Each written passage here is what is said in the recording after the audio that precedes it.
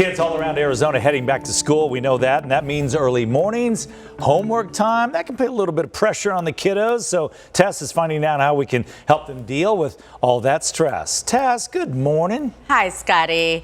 You know, as adults, we know what it feels like to be stressed, right? For kids and teens, though, it's not just the stress of schoolwork, but they're also dealing with the emotional strain of just being a kid. And as parents, it's our natural instinct, of course, to protect them. So this morning, we're getting some help from Shane Watson with Not My Kid. Shane, good morning. Thanks for being with us. Good morning. Thank you for letting me be here. Such an important topic right now, especially as kids head back to school and things still are not normal. Where do we even begin? Because it's a big topic to cover. You know, the way that we begin is just by starting the conversation, period, by acknowledging that our kids' stress is real to them. You know, we as adults may look through the lens of adulthood at the stress that our kids have and think to ourselves, that's not a big deal. We have the benefit of adult experience. We have the benefit of adult brain development. We need to really put ourselves in the shoes of who we were at our child's age and remember, what was it like that mom and dad wanted us to get straight A's? There's a person we had a crush on. We're trying to fit in. We don't have the self-identity we have now. And then on top of that, they have social media, which a lot of us didn't have going through middle school, high school, and the COVID pandemic and all of the uncertainty that comes with that. It is so different, certainly from when we grew up as kids, a lot more stressors, it feels like. So you open up that conversation. When you have this conversation, what are some of the topics we should be hitting on with them?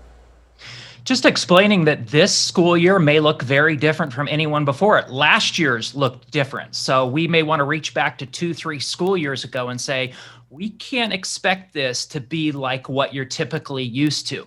You might go back for a while. You might return to distance learning or hybrid learning because it's a big question mark right now.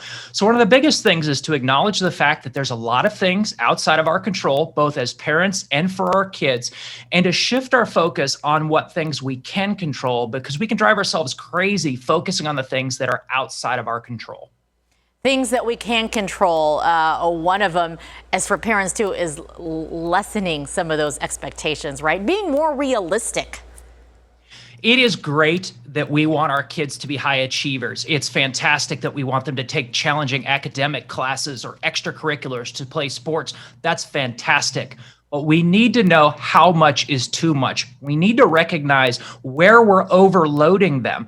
And we need to leave them some downtime to be kids because that downtime, that reset time actually provides them that recharge to be better when they are in school or when they are doing those extracurricular activities. Let's take a little bit of that load off of our kids and give them some time just to be kids. It sort of reminds me of going back to maybe where we were at the end of last school year, right? When we had that extra time and everyone wasn't complaining that we are having that family time. Kids are getting to be themselves. As we move towards the school year, we don't know what's going to be happening, right?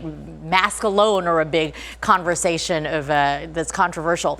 What's your most important advice? Because parents, we see the whole, but we don't know how to always step back.